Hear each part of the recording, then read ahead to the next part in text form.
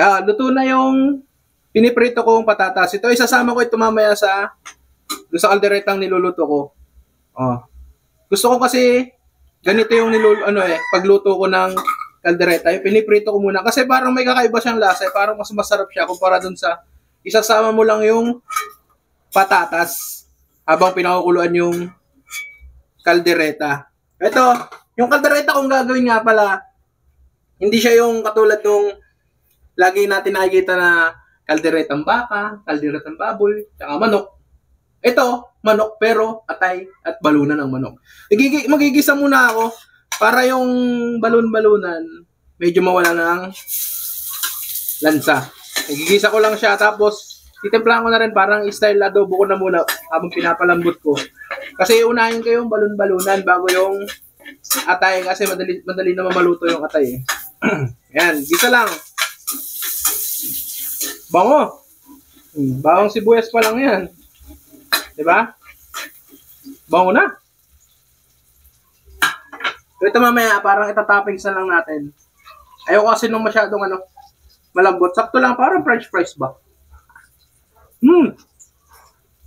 Harap. Ito. Yung balon-balunan. 100 pesos, kalahating kilo na to. Wala kasi nagtinda ng tawag nito ng isda ngayon. Siguro maalon sa dagat kaya walang naglaot. Mahal naman ang karneng baboy. Magkano na? 360 na. Maiba naman ba? So, igisa lang natin to. Yan.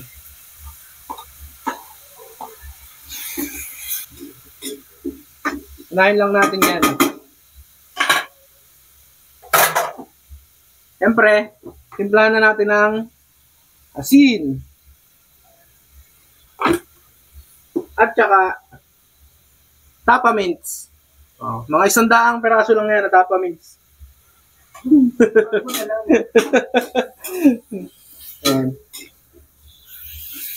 Adobohin style natin muna to para mawala-wala yung lansa niya.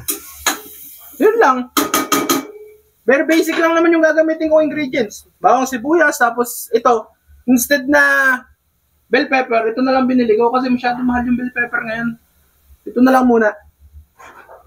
Tapos lagyan natin ang dahon ng laurel. Isa lang. Yan, tsaka ito. Yung kalderetang atay ng manok, lalagyan pa natin ng liver spread. Yan, tomato sauce. Maliit lang. Okay. So, isa lang tayo ng konti. Tapos, palalambutin natin to. Pag malambot na, saka natin isasama yung atay ng manok. Yan natin ng konting toyo. Toyo ko, ayaw mo. Ayoko. Baka kung anong mangyari dito sa ulam. Tsaka konting tubig, syempre. Tubig galing sa Pasig River. Okay na yan. So, pakukuluan lang natin siya. Ang lock sa takip. Okay na.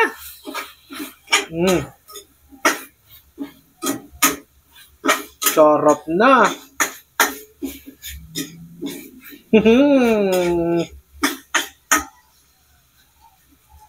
Tingnan natin. Pwede na. Lambot na. Pwede na. Sama na natin yung atay.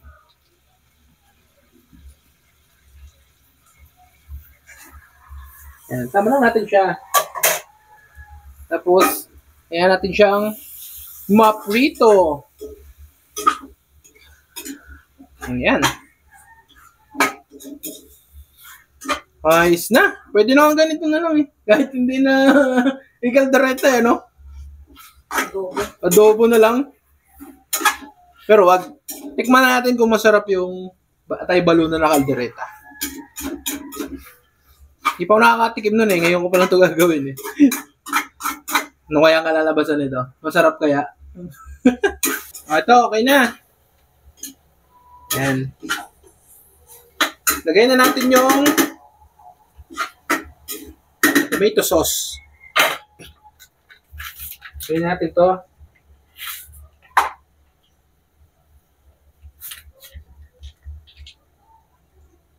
Tomato paste sana yan. Kaso wala naman tayong paggagamitan ng matitira. Kaya, tomato sauce na lang binili ko. Tapos, liver spread.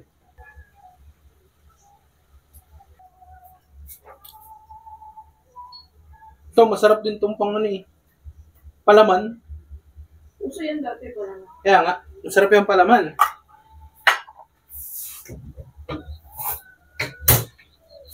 So, sama na natin to.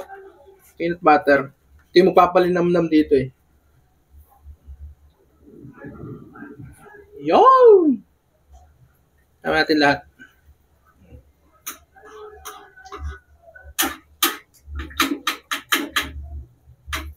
Yun, oh.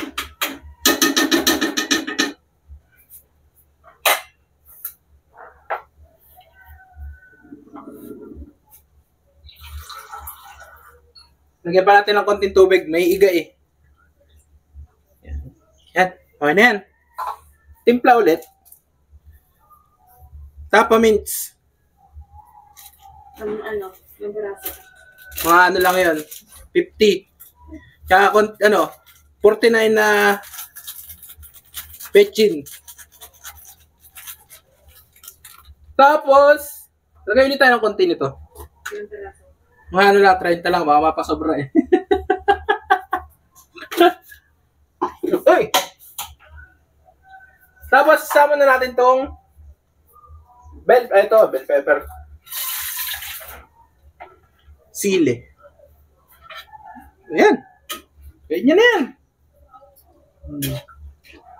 Pat, lalaputin lang natin yung sarsa. Tapos, it's all good. In the hood. Ang bango. Okay na. Malapot na yung sabaw niya. Tapos isama ko na yung tinirito ko patatas. Okay na yan. O, di ba? Pag may natira dyan, ano yun? Pangpulutan. Yan, tingnan natin. Masarap kasi siya. O, amoy pa lang talaga. Mabango na. Grabe. Ayun o, tara na. Ay, hindi mas mabango ka na. Okay na. Ano? Tara. Kain na na!